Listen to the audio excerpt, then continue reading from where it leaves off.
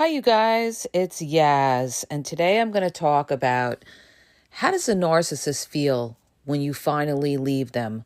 What do you think goes through a narcissist's mind when you finally get up and say, you know what, I've had enough, I'm out of here? Well, some narcissists may be shocked because they feel like you were never ever going to leave. If you're an empath and you always gave that narcissist chance after chance after chance, and then you finally got up and you left them, they're going to be blindsided by that. And they're going to feel anger. They're going to feel abandonment, okay? They're going to try to suppress feelings of shame. So what is that narcissist going to do? Well, a lot of times the narcissists see it coming, okay? Sometimes they see it coming, and that's why they have that other supply in place that they can monkey branch over to. See, a narcissist can hang on in a relationship, and they cause a reverse discard where you get rid of the narcissist because they're cold, they're indifferent, they're no longer putting an effort into the relationship. So some narcissists want you to actually discard them because at that point, they have another supply already. That's why they're indifferent. They don't care. They're not even fighting anymore. And this way, they don't have to feel feelings of shame. They could put the feelings of shame on you. They could guilt trip you and be like, oh, well, you gave up on the relationship. All right. Make you feel bad so that you're constantly feeling trauma bonded to the narcissist. Like, oh, did I make a mistake by leaving the narcissist? You know, they're telling me they still loved me. They tell me they still care and everything. All right. So this way, they don't have to feel bad about discarding you. You caused the discard by walking away. And at that point already, they have somebody, okay? Now, they're going to feel that abandonment. They're going to feel that anger, all right?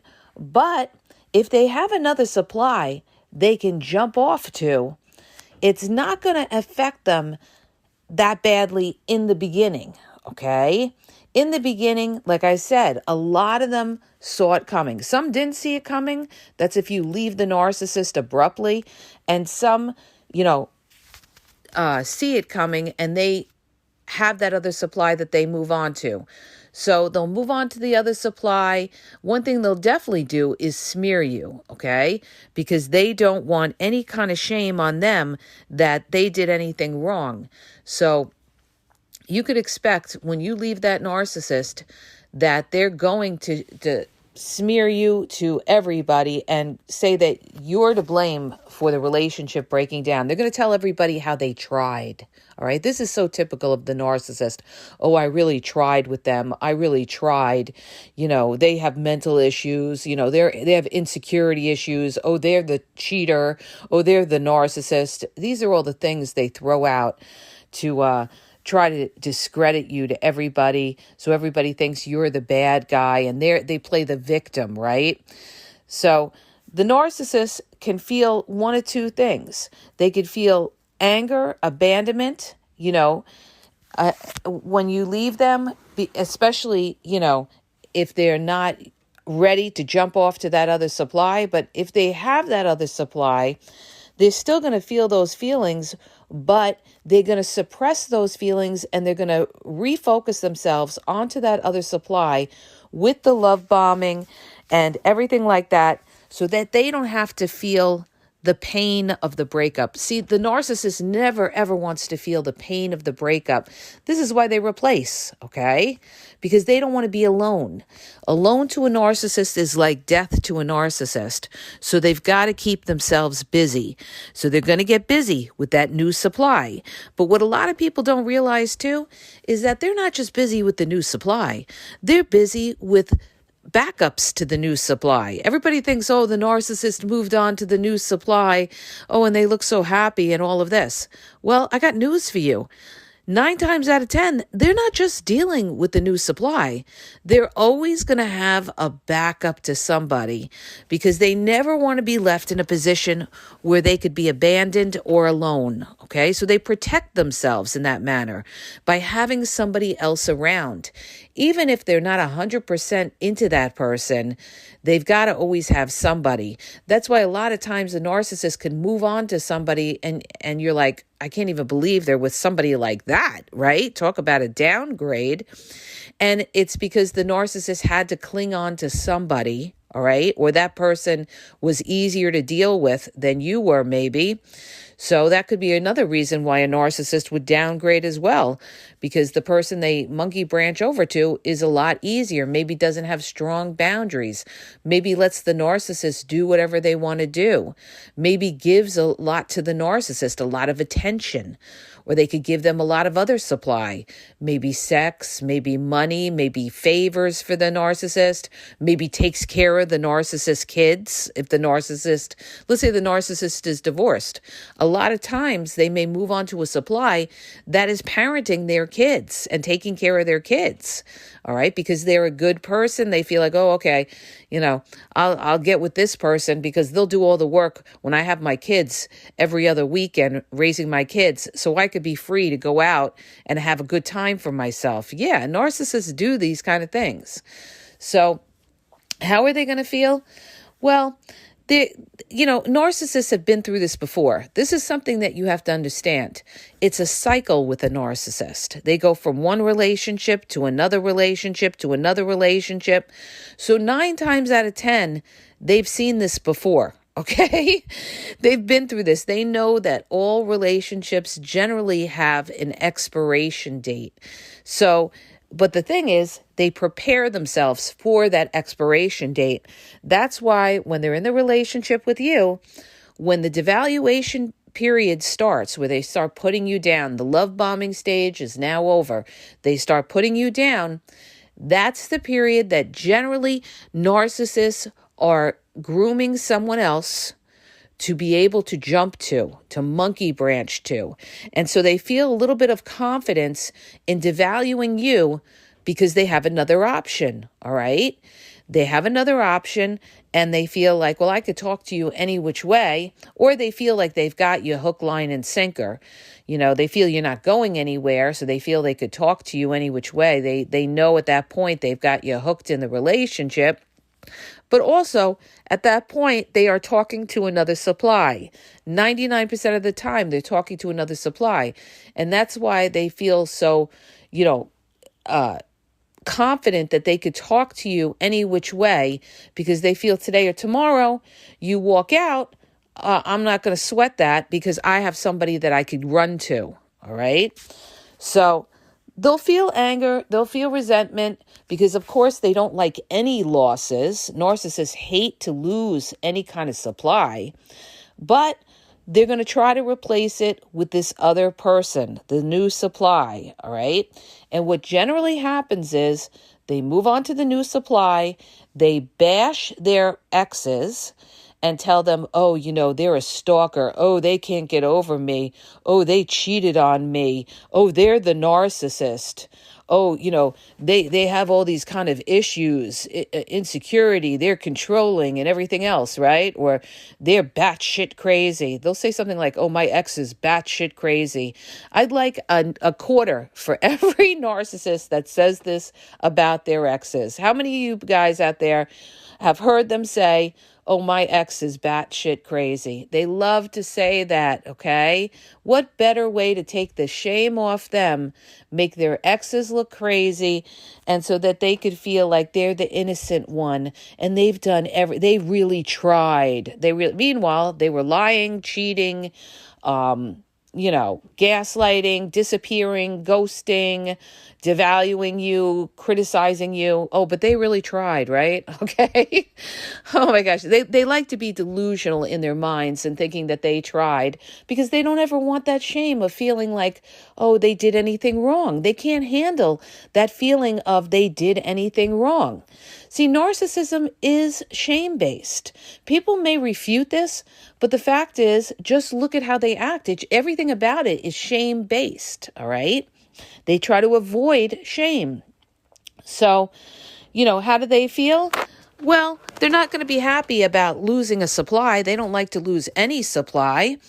And here's the other scenario, you guys. when you leave the narcissist, some of them, if they don't have somebody that could fill the void of you, they're going to get really, really angry. And this is where you could have a narcissist that's stalking you, harassing you, because you're a grade A supplier. They can't handle losing the control. So they're going to torture you and torment you, like on social media, post real nasty things about you on social media, or try to threaten you or something like that, try to scare you or put fear into you so that you stay in the relationship. Or they may threaten that they're going to hurt themselves or suicide or something like that. When they do those kind of things, you know that you are a grade A supply, that they are having a narcissistic collapse. They're freaking out because you're leaving them, all right? And that's when you know you're a grade A supply. When they start with those threats, I'm going to kill myself. If you leave me, this, that, blah, blah, blah, blah, blah, right? This is to guilt trip you, make you feel bad so that you stay in the relationship. And this is typically something that the malignant narcissist would do, all right? They do this. And I've actually gone through this with a malignant narcissist, all right? But that's not your responsibility for their narcissistic collapse. As a matter of fact, when they get to that point, they could be very, very dangerous. And that is somebody that you don't want to be around, because not only could they take themselves out, they could take you out along with them. All right. So that could be a very dangerous situation.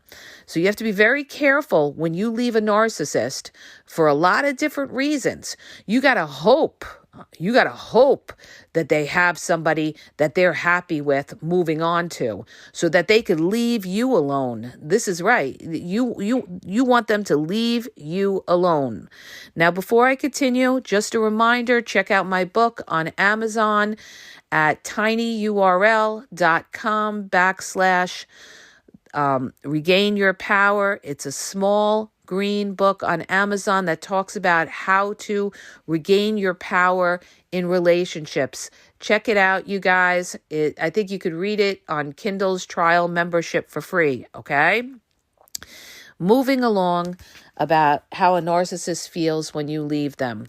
So, you guys, it's like this. You've got to look at the narcissist that you're dealing with, all right? And you've got to look at the supply that you gave that narcissist. What did you offer that narcissist? We're not just talking about love, okay? Because narcissists are not looking for love. So look at what you offered that narcissist. And if they can replace that, they may make a smooth transition and jump over to another supply. Now, keep in mind that even if they monkey branch over to that new supply, that also has an expiration date. And this is what people don't realize. They may look, oh, they're so in love. Oh, my ex moved on and they're so in love. Okay. And my question is always like, okay, how long are they together? And they're like, 4 months. I'm like, that's not a long time. That's not a long time. Let me know in 2 years, 3 years, if they're so in love. Not only that, you don't know what goes on behind closed doors. They hide what they're really going through, you guys. They're not going to show you that. You're not going to have a clue as to what really is happening between them and, that new supply. But what'll happen is they're going to get bored of the new supply. That's a given. They get bored of everybody. They're going to get bored of the new supply, and this is when they may try to come back and hoover you, because they want to test you.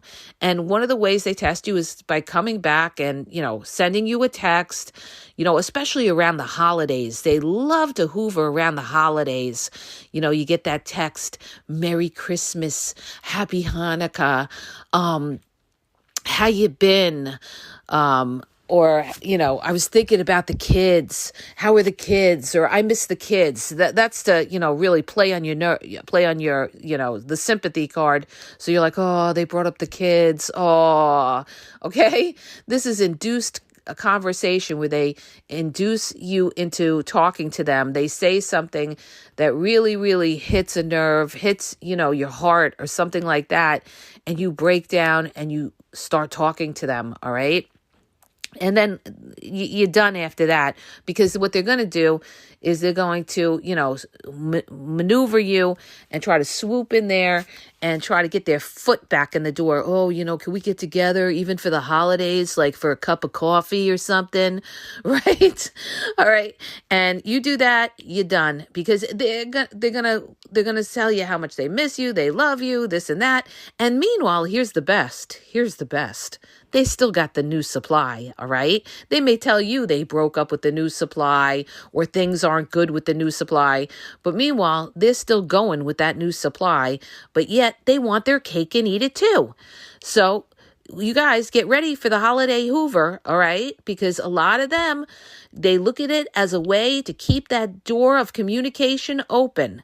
Now, if they don't Hoover you over the holidays, it could be because they know that they can't with you, that, you are going to just slam that door, all right? So they may wait in time. The narcissist waits for you to soften up. They feel in time you're going to soften up, you'll forget about what they did to you, and that you may give them another try. I had a narcissist, you guys, listen to this. I had a narcissist who tried me 10 years later. Okay. And let me tell you, this narcissist was like the dirtiest narcissist ever. I mean, the biggest conniver, con artist, cheater, everything. Bad breakup with him, and had the absolute nerve to send me a friend request 10 years later. Can you believe that? That's how long, because they figure, he knew, like, I just blocked, deleted, because I was like, no, not today, Satan. Never again would I let that devil, that Satan back in. All right. Cause that's really what he was. He was actually, a narcopath. All right. He was like a psychopathic narcissist. So the thing is this, you guys, the bottom line is, you have to look at where the narcissist is and who they have around them. And if they have somebody that could kind of fill in that void, that's good, okay? Because then the narcissist may let you kind of slip away, all right? But if they're miserable with that person or something, that's when you're going to hear from that narcissist, all right? And remember, too, not all narcissists come back. There's false information out there where people say, oh, all narcissists come back. Not all narcissists come back. That is not true. Most of the time they do. Most of the time, 90% of the time they do. But there is that small percentage that don't come back, and that's because they're doing okay for themselves and they don't need you, all right? So again, when you leave the narcissist, how are they doing? If they have that other supply, they're going to feel anger, they're going to feel abandonment, but they're going to try to, numb those feelings with another supply. And what a lot of them will do will go out and have a lot of sex. This is what they're going to do. They're going to go out and have a lot of sex. In this way, they could feel like they're getting revenge on you in their minds. They're going to go and sleep around when you leave them, because that'll make them feel better about themselves. That, I am worth something. Look at all these people that want to sleep with me, right? This is how they think. And this is one other reason why narcissists can be so promiscuous, because they equate that promiscuity with getting love. Oh, I'm loved. So many people want sex with me. Oh, I'm loved, right? So that's what it is. I knew a girl, very insecure girl, who was very promiscuous, all right? And she was like this because she was extremely, extremely insecure. She was a narcissist. She was a snake and everything like that, but she came off as the nicest person, all right, initially. But meanwhile, she was the kind of person that was sleeping around because she was so insecure, and she equated having sex with feeling love. All right. It made her feel like, oh, I'm a player. Oh, I could sleep with this one, or I could sleep with that one. I'm a player, blah, blah, blah, because of that deep rooted insecurity. And that's another proof of how narcissism is based on insecurity. Okay. That insecure ego. And this is why they do what they do. All right. So this is how the narcissist will feel when you leave them. They're going to feel angry, abandoned, move on to the other, the new supply. They most times will come back looking for you, all right? They will try to rip you up with the smear campaign, and or they could stalk you if they're a malignant type of narcissist, a psychopath or something like that, and feels like they're losing control and they have to, have you in their life, all right? That could be, like I said, a malignant narcissist can be, one of the most controlling narcissists out there. So you better hope that they find somebody else, okay? So I hope that helps you guys. If it does, hit the subscribe button, share the video. Don't forget, subscribe to my YouTube. Hit the subscribe button for more upcoming videos. If you're looking for confidential one-on-one phone coaching, you need some clarity, you don't know if you're dealing with a narcissist, what kind of narcissist, you need advice, you need clarity, check out that link in the bio at askyaz.wixsite.com/thegameexposed. I have limited time and availability, so please book ahead. Also, you guys, check out TikTok is The Game Exposed, and Facebook and Instagram is The Game EXP 123, and have a great day.